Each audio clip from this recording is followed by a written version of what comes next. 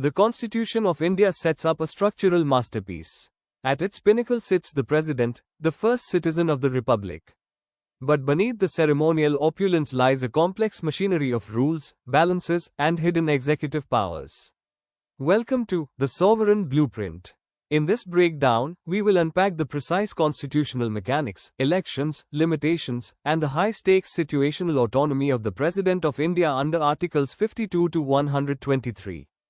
Let's start with a classic constitutional paradox. If you read Article 53, it explicitly states that all executive power of the Union is vested directly in the President. It sounds absolute, but then, you hit Article 74, the reality check. Article 74 dictates that the President must act on the aid and advice of the Council of Ministers, headed by the Prime Minister. This structural friction sparks a fundamental question: is the highest office in the Republic merely a rubber stamp for the ruling cabinet, or does the President hold a real card up their sleeve? Let's trace the blueprint to find out. Before anyone can assume this mantle, they must pass through the filters of Article 58. The basic qualifications look straightforward: you must be a citizen of India, at least 35 years old, qualified to run for the Lok Sabha, and hold no office of profit under any government body. But to prevent non-serious candidates from cluttering the presidential ballot, the law drops a massive barrier to entry. A candidate needs 50 members of the Electoral College to officially propose their name, another 50 to second it, and must hand over a security deposit of 15,000 rupees. This ensures only serious contenders enter the ring. Now, how does a president get elected? Not by the general public. Instead, India utilizes an electoral college to ensure an indirect election representing both the union and the states. But look closely at who is invited to the vote and who is locked out. Included in the golden circle are exclusively elected members, MPs from both houses of parliament, MLAs from all states, and the MLAs from the union territories of Delhi and Puducherry. Crucially excluded are all nominated members of parliament and state assemblies, as well as all members of state legislative councils. This targeted design ensures the president represents the pure democratic mandate of the entire nation. The actual voting math is a masterclass in federal parity. It follows a precise three-step formula. Step 1 calculates the value of an individual MLA's vote. By dividing the state's population, frozen at the 1971 census, by its total elected MLAs, and dividing that by 1000, we get a weighted vote value. This means an MLA from densely populated Uttar Pradesh holds a vote value of 208, while an MLA from Sikkim holds a value of 7. Step 2 aggregates all MLA values across India and divides them by the total number of elected MPs. This mathematically guarantees perfect parity between the states and the union.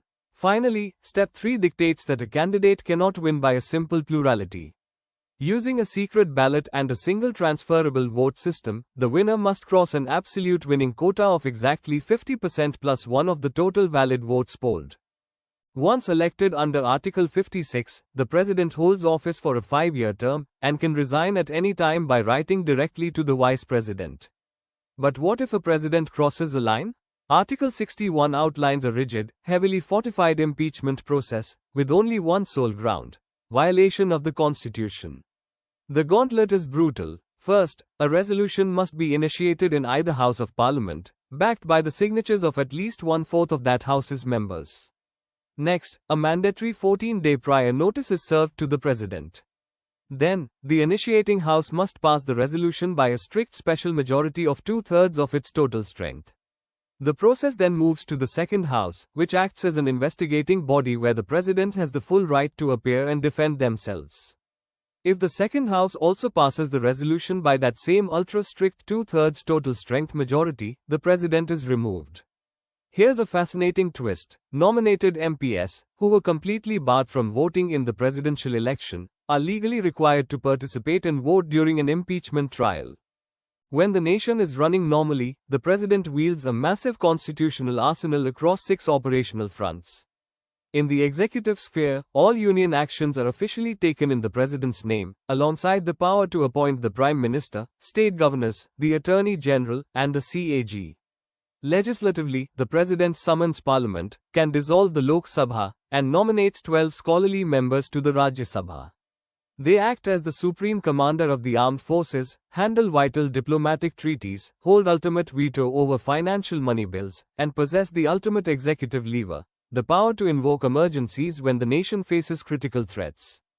But how much real independent pushback can the president offer to Parliament? Article 111 lays down the veto matrix. First is the absolute veto, the power to say no outright, completely killing a bill. This is typically reserved for private member bills or when a cabinet changes before a bill gets assent. Second is the suspensive veto, symbolized beautifully by a boomerang. The president can return a bill to Parliament for reconsideration. However, if Parliament passes that bill a second time, even without changing a single word, the president's power is spent. They must give their assent. Finally, there is the silent weapon, the pocket veto. Because the Constitution sets absolutely no time limit for the president to act, they can simply slip a bill into their pocket, take no action, and let it hang in limbo indefinitely. This was famously executed in 1986 by President Gianni Zayal Singh to stall the controversial Indian Post Office Bill. Articles 123 and 72 showcase the president's extraordinary legislative and judicial crossover powers. Under Article 123, if Parliament is in recess but an urgent crisis hits, the President can step in and promulgate an ordinance. This temporary measure has the exact power of an Act of Parliament, but comes with a strict expiration lock. It must be approved by Parliament within 6 weeks of its reassembly, or it automatically lapses. On the judicial side, Article 72 grants the President supreme pardoning powers for offences against union laws, court-martials, and all death sentences. This clemency operates in 5 precise gears: a full pardon which entirely wipes away the conviction, commutation, which substitutes a harsh punishment for a lighter form, remission, which cuts down the duration of a sentence without changing its core nature, respite, which awards a lesser sentence due to special circumstances like pregnancy, and reprieve, which installs a temporary stay of execution to buy time for legal recourse. This brings us back to our ultimate question: rubber stamp or sovereign guardian? The answer lies in the balance between advised powers and situational discretion. Thanks to the 42nd and 44th constitutional amendments, the standard rule is that the president is legally bound to act according to cabinet advice. Day-to-day governance belongs entirely to the prime minister. But the exception to the rule is situational autonomy. The Constitution intentionally leaves specific, high-stakes democratic junctures entirely to the individual judgment of the president. This hidden, selective discretion is exactly what transforms the office from a rubber stamp into the ultimate guardian of the constitutional system. Let's look at the exact blueprints of a constitutional crisis where this discretionary power activates. Scenario 1. A general election concludes, resulting in a fractured, hung parliament with no clear majority.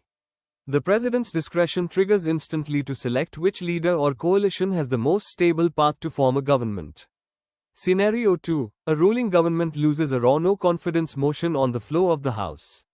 If the defeated Prime Minister advises the President to dissolve the Lok Sabha, the President isn't bound by that advice. They can exercise individual discretion to explore if an alternative opposition alliance can form a stable government first. Scenario 3. The Cabinet pushes an unconstitutional or hasty bill. The President can act independently to force the Cabinet to reconsider its stance.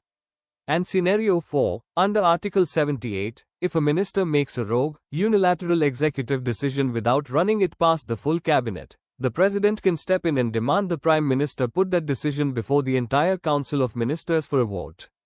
In times of political chaos, these mechanics turn the president into the steering wheel of the democracy. Ultimately, the President of India is the nation's ultimate constitutional anchor. They are designed to remain quiet and ceremonial during times of political stability, allowing the Prime Minister and Parliament to lead. But the moment a crisis hits, the gears shift, and the President becomes the final, independent arbiter. Through coalition navigation, moral pressure, tactical vetoes, and constitutional fail-safes, the office stands tall, not as a passive rubber stamp, but as the ultimate guardian of the world's largest democracy. Thank you for unpacking this blueprint with us. Hit that subscribe button, leave your thoughts below, and we'll see you in the next breakdown. Don't forget to subscribe, like, share, comment if you enjoyed this quick revision.